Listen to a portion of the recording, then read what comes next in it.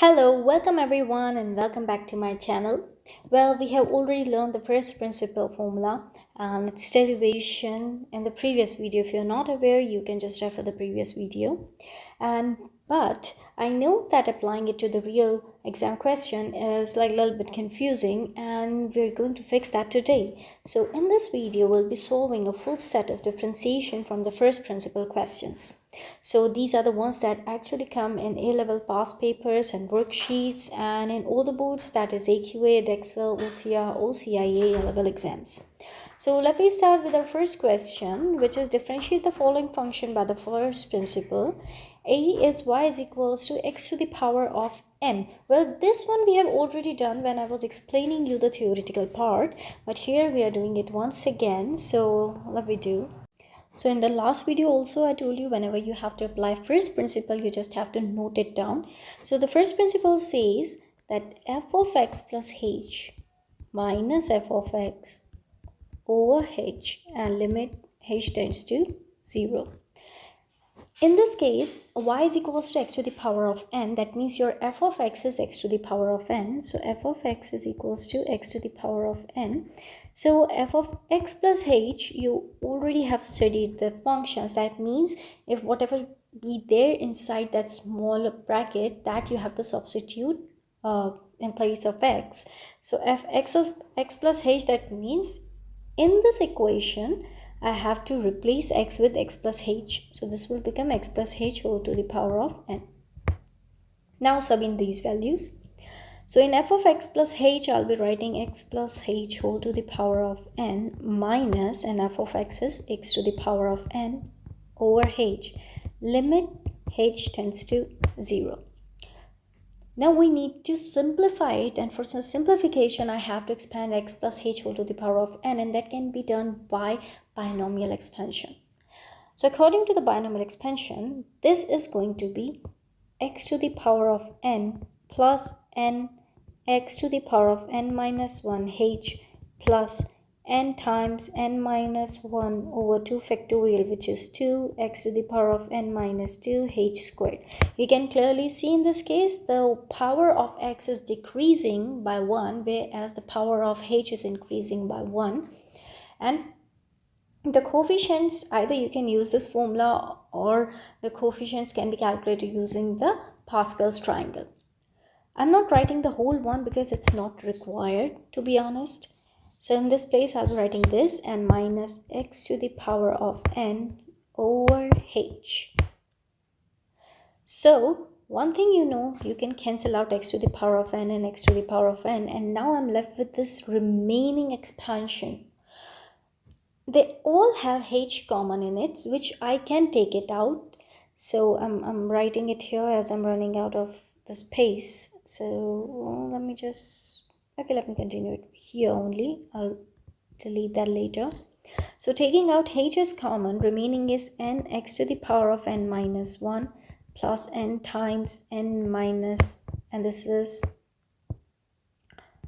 over 2 x to the power of n minus 2 h plus, obviously the important thing is that you have to keep in mind the remaining all terms contains h. So this is the reason I'm not writing that. Cancel out h and h because I have already taken out h as common. Now remaining one is limit h tends to 0. That's important. After the simplification, always remember whenever you are applying the first principle, try to remove h. That's the important thing, that denominator h, because when you substitute h with 0, that will make whole undefined value. So we have to remove h from the denominator, and that's why you have to take out something out as common from the numerator so that you can cancel it from the denominator. After the whole simplification, I'm left with this just only n x to the power of n minus 1 plus n times n minus 1 over 2 x to the power of n minus 2 h plus so on. When I substitute h, all the other terms from here will become 0 because h is in multiplication. So I'm left with only this one, which is n times x to the power of n minus 1, and that will be your answer. So this one I'm just deleting and directly writing down the answer, which is here, n x to the power of n minus 1. Now moving on to the part B. So part B is same. We have to do the same. That means I'm applying the same formula, which is f of x plus h minus f of x over h. F of x, y and f of x are same. So f of x is given as 3x squared plus 4x minus 1. Whereas f of x plus h is, I need to substitute x plus h in place of x. So 3 times x plus h whole squared plus 4 times x plus h minus 1. Let me simplify this. This will give me 3 and x plus h whole squared, which means x plus h times x plus h. Don't do x plus h whole squared as x squared plus h squared. Don't. X plus h whole squared, that means you just have to expand this bracket, which will be x squared plus h squared plus 2hx. Expand this one, 4x plus h minus 1. This will be 3x squared plus 3h squared plus 6hx plus 4x plus 4h minus 1. So let me just write it down. This simplification in place of x plus h, I'm writing 3x squared plus 3h squared plus 6hx plus 4x plus 4h minus 1, and f of x is already given 3x squared plus 4x minus 1. So this can be further written as 3x squared plus 3h squared plus 6hx plus 4x plus 4h minus 1 minus 3x squared minus 4x plus 1. I can cancel this one. I can cancel this one, and this one. Remaining is 3h squared plus 6hx plus 4h over h. Limit h tends to 0. I told you, you have to take out h's out common, because when you will substitute h as 0, it will make whole undefined value if you will substitute h in denominator. So I'm just taking out h as common. Remaining is 3h plus 6x plus 4 over h.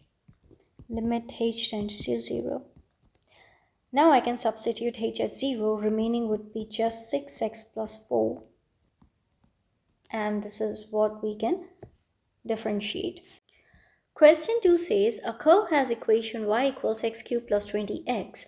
The point A on the curve has x coordinate 1 and the point B on the curve has x coordinate 1 plus h. Show that the gradient of the line AB is h squared plus 3h plus 23. So we'll be using first principle in this case. Well, we can directly use the formula as well, but we haven't gone through that yet. So let me apply the first principle. A curve has equation, that means f of x is x cubed plus 20x. So f of x. But here they have given that the point has x coordinate 1. That means we have to calculate f of 1, which is 1 cubed plus 20 times 1, that is 21. And also the next point B has x coordinate 1 plus h. That means we have to calculate f of 1 plus h. I need to sub in the value of 1 plus h whole cubed plus 21 plus h. Let me simplify it right here. So 1 cubed plus h cubed plus 3h squared plus 3h plus 20 plus 20h, which can be simplified as h cubed plus 3h squared plus 23h plus 21. Let me substitute in our first principle, which says f of x plus h minus f of x over h, and h tends to 0. That's your limit.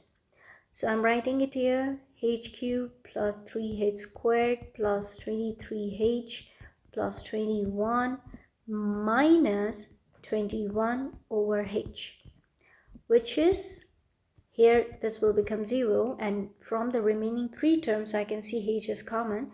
So taking out as common, this will be h squared plus 3h plus 23 over h. So that's your remaining one, that is h squared plus 3h plus 23, and that's limit h tends to 0. This is the final. We have to sub in the value of h as 0, but in A it says show that the gradient of the line AB is h squared plus 3h plus 23, and we have to end it right there without substituting the value of h. Moving on to the question number 3, a curve has equation f of x equals x cubed minus 4x. Chord Ln is drawn on it. The coordinates of L is 1, negative 3, and y coordinate of n is f of 1 plus h.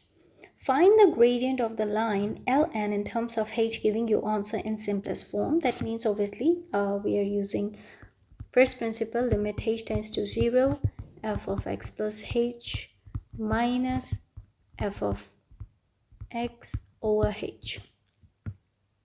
Now, the coordinates of L is 1 and negative 3. That means I need to substitute x is equals to, minus 3 is already given, so we just directly it's going to be minus 3. But for 1 plus h, I have to substitute here, that is 1 plus h. So it will give me 1 plus h whole cubed minus 4 times 1 plus h.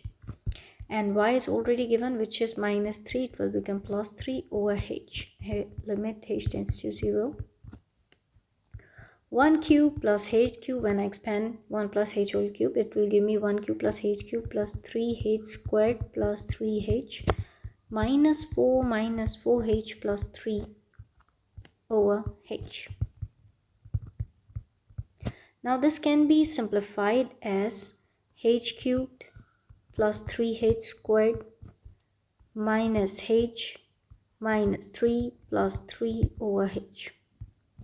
This will become 0, and here I can take out h out as common, remaining h squared plus 3h minus 1 over h, cancel it out. So now the remaining one is we have to give the answer in terms of h, so it will give me h squared plus 3h minus 1, and that's your answer. Now part B says use part A to calculate gradient of the tangent at 1, 0. So you can clearly see y has confined. Y will be confined actually. See, this point y will actually be confined and will overlap the point L only when h will become 0. So that means this whole point n will come over this one and will be able to find the gradient of this particular tangent at 1, 0 only when h will become 0. And here its limit h tends to 0, and we got h squared plus 3h minus 1. That means finally substitute the value of h as 0. You will get answer as minus 1, and that's your gradient at this point. Moving on to the question number 4, the gradient of a chord Mn of a curve is 2x cubed minus 2 is 2h squared plus 6h plus 6. Then find the coordinates of M and N. So let's say the coordinates of M be x comma f of x and N be x plus h comma f of x plus h. This, when I'll use the first principle to calculate the gradient, will be limit h tends to 0, and because it's in terms of h, so that means at the variant we are not supposed to put h equals 0, but we'll have to substitute in our first principle, which is f of x plus h minus f of x over h. So this will give you f of x plus h is that means this one, f of x plus h is x plus h, and in place of 2x cubed minus 2 I have to substitute x plus h, which will give me 2 times x plus h whole cubed minus 2 minus f of x, which is 2x cubed minus 2 over h. Let me simplify. 2 times x cubed plus h cubed plus 3x squared h plus 3h squared x minus 2 minus 2x cubed plus 2. Let me simplify it further. That will give me 2 times x cubed plus 2h cubed plus 6x squared h plus 6h squared x minus 2 minus 2x cubed plus 2. This will become 0. This will become 0 over h. Now the remaining is 2h cubed plus 6x squared h plus 6h squared x over h. So cancelling h, I'll get 2h squared plus 6x squared plus 6hx. That's my final answer, and I'm not going to substitute h as 0 because that's given in terms of h. So in order to find the coordinates, exact coordinates, I just have to write down on right hand side so that I can compare. So 2h squared plus 6h plus 6. On comparing this and this, we will not find anything, but then we have to compare that one which is h as its coefficient, that means this one. So 6hx is equals to 6h, that means x is equals to 1. So if x is equals to 1, I'll get, even if I'll equate these two, I'll get x equals plus minus 1, but this will give me x equals 1. That means our coordinate for x is 1. We can say for m, the coordinate of x is 1, and for y, it will be substitute 2 times 1 minus 1, which is 0. For n, it will be 1 plus h, and that will be 2 times 1 plus h whole cubed minus 2. So these are the coordinates. So our coordinates are 1 comma 0 and 1 plus h comma f of 1 plus h. So I can write mb 1 comma 0 and nb 1 plus h and f of 1 plus h. Now question number 5 is not about only algebraic one. It has a trigonometric and an exponential function, and which is not in year 1, but obviously for year 2 it will give you an idea. Like in year 2 there are different topics in differentiation, because differentiation is divided into 2 parts, but still we are doing so that we can understand that how we'll get this by first principle. So first is by sin x. Now same thing we have to apply here. That means f of x plus h minus f of x over h, limit h tends to 0. What is f of x? That is sin x. So f of x plus h will be sin of x plus h. So let me substitute it here. We'll get sin x plus h minus sin x over h, and limit h tends to 0. Now we have to apply trigonometric function sin a plus b. It says if it's sin a plus b, it's sin a cos b plus cos a sin b. Same, that means if I'll apply sin x plus h, this will be sin x cos h plus cos x sin h. So writing it here, sin x cos h plus cos x sin h minus sin x over h, limit h tends to 0. Now what we can do, we can simply further simplify this one. Sin x and sin x taken out as sin x is common. So taking out sin x as common will give me cos h minus 1 plus cos x sin h over h, and same, limit h tends to 0. From here I can split it into 2 parts, because this expression is separated by a positive sign. That means there are 2 different terms. So limit h tends to 0 and sin of x cos h minus 1 over h n plus limit h tends to 0 cos x sin h over h. Now in limits, when h tends to 0, then cos of h minus 1 over h is 0. And similarly, when h tends to 0, sin h over h is 1. That means here this whole expression will become 0. This entire expression will become 0.